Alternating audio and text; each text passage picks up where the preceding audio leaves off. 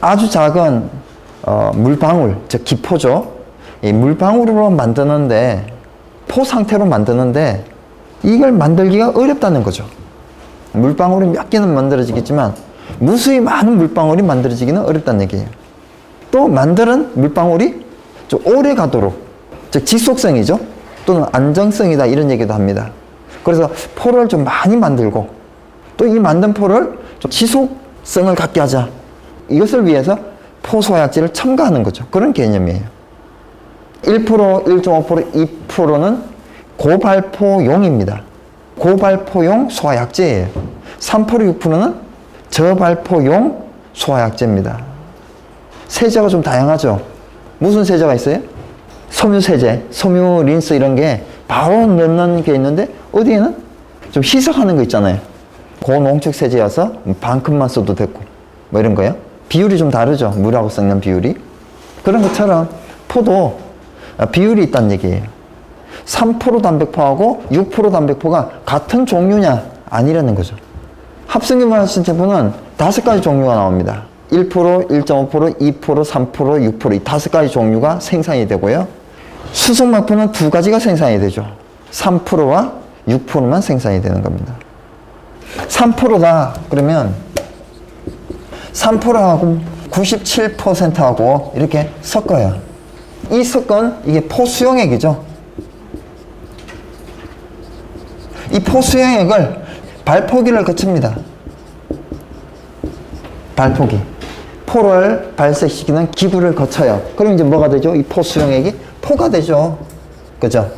포가 되는데 3%, 97% 섞는 이거는 사용 농도 개념이죠. 어디에서 이것을 섞어요? 혼합 장치에서. 프레자, 프레저사이드, 라인, 펌프 이런 혼합 장치에서, 그죠? 이 혼합 장치에서 이렇게 이 비율로 섞는 겁니다. 그러면 이제 포수용이 되어서 배관을 지나가죠. 그 배관을 지나가서 발포기. 발포기는 포헤드가 되는 거예요. 포헤드, 포노즐, 고정포 방출구, 뭐 1형, 2형, 특형, 3형, 4형 이런 포 방출구가 있죠. 여기에서 이제 포가 만들어지는 거예요. 이제 그림을 개락 그리면 수조가 있고 펌프가 있고 여기에 혼합 장치가 있고 여기에 약제 탱크가 있고, 이건 무슨 혼합 방식이죠? 라인 프로포셔너죠. 여기에 이렇게 배관이 하나 이렇게 설치되어 있으면 프레저 프로포셔너예요. 프레저 프로포셔너일 때는 이 탱크가 이중 탱크로 되어 있고요. 이 안쪽에 고무 튜브가 한 개 되어 있어서 그 안에 포소화약제, 수승막포나 이런 것들이 안에 들어가 있고, 그럼 이 부분은 뭐가 되겠어요? 이 부분 물이 인지되는 거예요. 자, 이게 여기에서 혼합이 됩니다. 97대 3으로. 그리고 여기에서 이제 포가 이렇게 발포가 되는 거죠. 이게 이제 발포기인 거죠. 이 발포기는 아주 큰 특징이 뭔가 하면 이쪽으로는 이제 뭐가 들어가죠? 이쪽으로 포 수용액이. 그리고 여기서는 포가 나오잖아요. 포를 좀 크게 걸어보면 안에 뭐가 있어요? 공기가 있죠. 그리고 이 공기를 둘러싸고 이게 뭐예요? 포 수용액이죠. 그러면 포 수용액이 들어가서 이런 게 되려면 여기에 뭐가 있어야 되겠어요? 여기 뭐가 들어가는?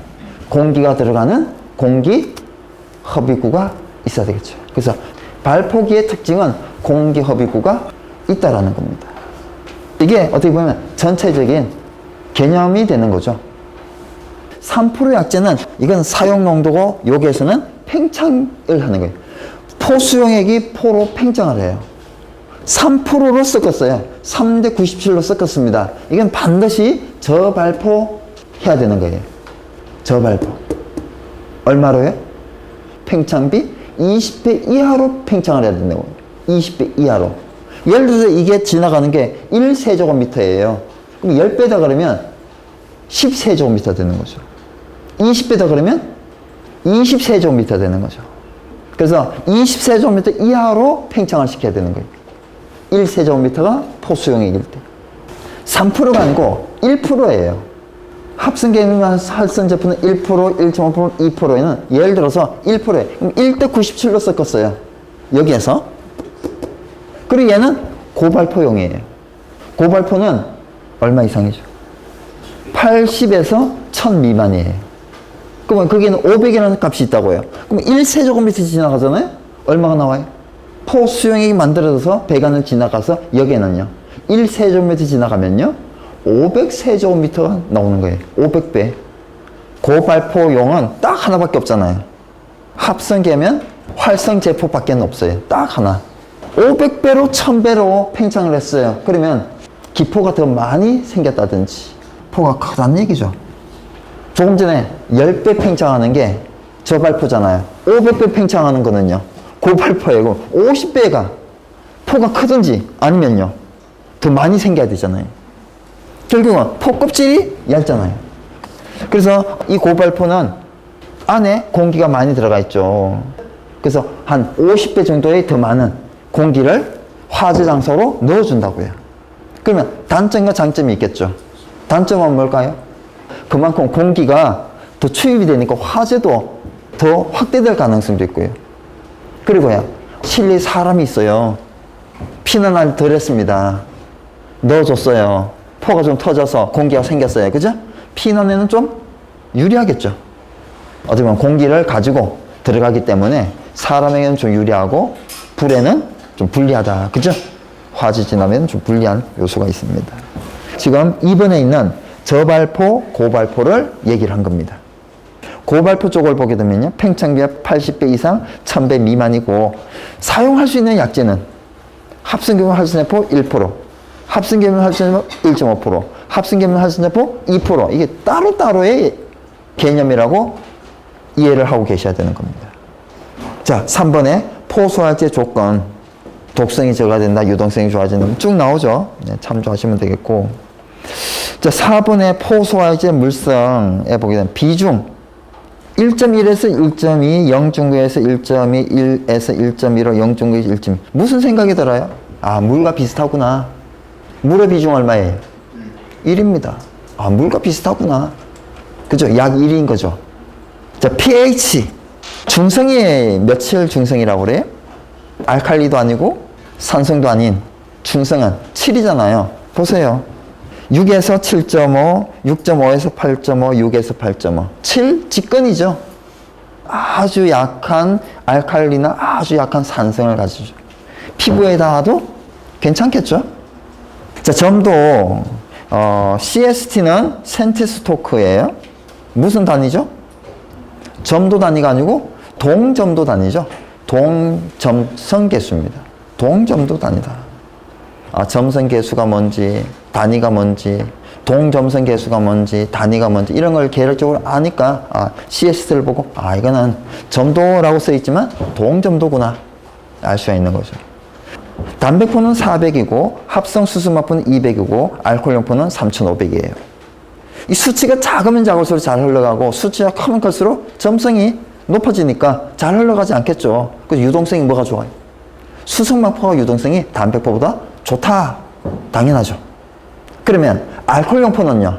담배포에 비해서 수성마포에 비해서 알코올용포는 유동성이 좋지 않다. 이런 걸 우리는 여기에서 알 수가 있습니다. 자, 유동점 마이너스 7.5, 사용 온도 마이너스 5. 얼마 차이가 나요? 2.5도씨 차이가 나죠? 일률적으로. 자, 사용 온도를 보게 되면요. 담배포는 마이너스 5, 합성은 마이너스 10, 수성마포, 알코올용포는 마이너스 20이에요. 수성마포다. 그럼 마이너스 20이잖아요. 그러면 이쪽 배관이 마이너스 20이란 거예요? 이쪽 배관이 아니란 얘기죠. 요거예요, 요거. 이 배관. 이게 약재 100%.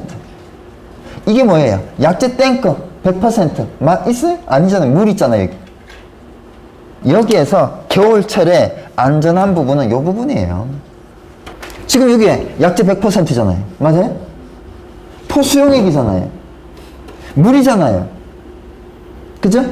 그리고 여기 물 들어가 있잖아요, 이 부분. 그래서 실제 보게 되면 물은 0도씩 이하로 떨어지면 마이너스가 되면 얼겠죠. 그렇지만 얘는 안 얼어요. 그래서 프레자 프로포셔너 방식일 때 약재 탱커도 반드시 동결 방지 조치를 해줘야 되고요. 이 배관은 안 해도 돼요. 나머지 배관은 해줘야 되고요. 근데 이 부분이 건식이다 그러면 건식은 안 해도 되겠죠. 스프링클러 설비도 건식 배관에 보온해야 안 해요? 안 하죠. 겨울철에 사용하더라도 마찬가지입니다. 자, 5번에 소화약제, 포소화약제 소화원리, 질식, 냉각, 유화, 희석인데요. 질식, 냉각, 유화, 희석의 소화작용을 가지는 것은 포, 물분무, 미분무 이 세 가지가 소화 효과가 똑같습니다. 기름은 화재가 발생을 했어요. 그러면 증발 연소하죠. 증발을 해야 되는 거예요. 그죠? 근데 이 표면에 얇은 막이 형성되어 있으면 어떨까요? 증발을 잘 할 수 못하겠죠. 그죠? 그래서 유화가 뭐냐, 유화작용이 얇은 기름막을 만들었다 이게 얘기예요. 고깃국을 막 끓이다가 냉각이 됐어요. 그럼 고깃국 위에 뭐가 유막이 형성이 되죠. 화재가 났을 때 포나 무상인 물을 방사했어요. 그러면 표면이 냉각이 되겠죠. 유막이 형성이 되는 겁니다. 자, CDC 저번에 한번 봤어요. 그죠? 뭐가 만난 게 CDC예요? 예, 3종 분말, 즉 ABC 분말이죠. 예, 3종 분말, ABC 분말과 수성막포. 그래서 밑에 있어요. ABC 분말 소화약제 20kg과 수성막포 20L. 또 40kg과 40L 이런 거. 자, 7번에 CAF, 즉 압축공기포라고 나와 있는데요. 그러면 압축공기포의 반대는 뭘까요? 압축공기포의 반대는 바로 이거예요. 이거 흡입공기포. 흡입공기포. 여기에는 그냥 공기 흡입구가 없고요. 공기 흡입구가 없고 이 배관 도중에 여기에서 압력이 높은 공기를 보내서 여기서 섞어주는 거예요. 배관에서 섞어주는 거예요. 그러면 여기에서 흡입하는 공기하고 여기서 압력이 있는 공기하고 무슨 차이가 있어요? 얘는 그냥 자연이고 얘는 에어 컴프레셔가 있어야 돼요. 아니면 압축한 공기 탱크가 있어야 돼. 그죠? 그러면 더 비싸잖아요. 자, 이쪽으로 돌아오는 공기는 조절 가능하겠죠? 압력의 세기에 따라서. 그래서 딱 맞춤 설계를 할 수 있고요. 즉 공기양을 딱 맞춰서 가장 적당한 양을 보내줄 수가 있다고요. 그러면 포가 균질해지죠. 소화 성능이 올라가겠죠. 그래서 3번에 보게 되면 장점은 포의 운동량이 증가된다. 또 하나의 장점은 거품 크기의 분포가 일정하다는 거다. 균질하죠. 공기가 충분하기 때문에 소화 성능이 우수해지겠죠. 자, 296페이지에 이산화탄소의 물성 쭉 보면 임계 온도라는 말이 있어요. 가장 간단한 정의가 그거죠. 기체 밀도와 액체 밀도가 같은 온도. 밀도가의 단위가 뭐예요? 킬로그램 퍼 미터 삼성이에요. 그죠? 똑같은 부피일 때 무게가 같다는 거예요. 기체 1 미터 삼성과 액체 1 미터 삼성의 질량이 세상에 같다는 거예요. 이게 같다는 거예요. 말이 돼요, 이게? 액체하고 기체가 무게가 같대요. 임계 온도는 바로 그런 온도예요. 이산화탄소는 몇 도씨죠? 마이너스 56도씨는 3중점이고 B점은 마이너스 78도씨, 3중점은 마이너스 56도씨, 31도씨.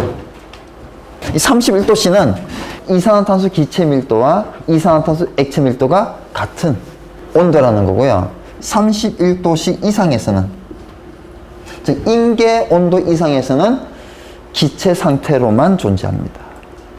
아무리 압력을 높여도 액체로 되질 않아요. 보통 압력을 높이면, 온도를 낮추면 기체가 액체가 되잖아요. 근데 어느 온도 이상에서는 압력을 어마어마하게 가해도 액체로 되지 않는 온도가 있다는 거죠. 그게 또 다른 정의예요. 자, 이산화탄소 저장 용기가 이렇게 있어요. 여기 액체가 들어가 있죠. 근데 얘가 몇 도씨 되면 31도씨가 되면 이 액체가 다 뭐가 된다고요? 기체가 되는 거예요. 그러면 이 액체의 위치를 측정할 수가 있을까요? 없을까요? 당연히 측정할 수가 없죠. 그래서 31도씨가 넘어가게 되면 이 이산화탄소 저장 용기는 이 액위 측정 법을 사용할 수가 없는 거예요. 액 위치를 측정할 수가 없어요. 이 액 위치를 측정하잖아요. 그러면 이 액 위치를 측정하게 되면 이 부분에 뭐를 알 수 있어요? 이 부분에 면적 곱하기 높이 하면 부피 나오잖아요. 그리고 이 위쪽에 기체 부피도 계산할 수 있잖아요. 그래서 기체 부피 곱하기 킬로그램 퍼 미터 삼성 더하기 액체 부피 곱하기 킬로그램 퍼 미터 삼성 하면 뭐가 나올까요? 얼마 킬로그램 이렇게 나오겠죠? 뭘 측정할 수 있다고요? 무게를 측정할 수 있어요. 이 안에 이산화탄소가 얼마 있는지 무게를 알 수 있다. 그래서 이것을 액위 측정법이라고 하고요. 이 액위 측정법을 하는 기계를 측정기를 액면계 또는 액화가스 레벨미터라고 하는데 이 액화가스 레벨미터에 주의점이 있어요. 이산화탄소는 26도씨 이하에서 사용하십시오.